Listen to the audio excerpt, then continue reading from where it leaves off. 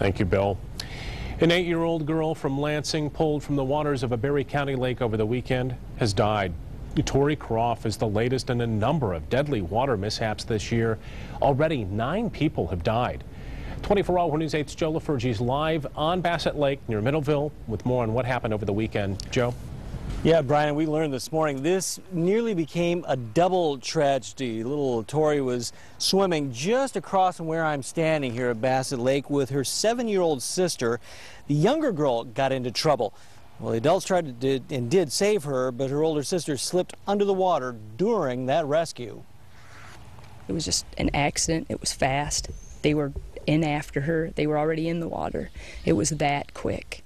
It happened Saturday, just off the shore of Tamara Benjamin's home. Her daughter was hosting friends, including Tori Croft's mom and 7-year-old sister. Tori and her sister were playing in what turned out to be a dangerous part of the lake. There is probably 20 feet out. It's a fairly steep drop-off and goes down to about 15 feet. Police think the girls got out too far and that the youngest of the girls might have slipped beyond a point where her feet could still touch. One of the adults saw that the younger of the 2 sisters was struggling and went down to the lake and went in the water and rescued her. They got to the 7-year-old in time. She wasn't injured. But when they turned to check on Tori, she was gone.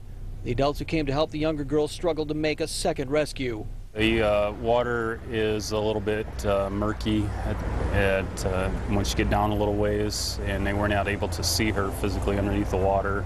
They called 911 immediately at that point, and first responders responded to the scene. The murky conditions of the lake played a role in the rescue. The lack of life jackets or similar personal flotation devices played a role in the need for that rescue. Neither girls were wearing them. So how do you know when a child, or anyone for that matter, needs a PFD? I would say it depends on their swimming ability. If it's somebody who isn't a very strong swimmer and it's over their head, they should have a flotation device. We also learned Tori's organs were donated. Now, we found some valuable water safety tips courtesy of the American Red Cross. You may look at some of these and say, hey, they're just common sense. But a couple of those you might learn something new from. Might have been something you didn't think of before. We have those at woodtv.com. Live in Yankee Springs Township, Joe LaFurgey, 24-hour News 8.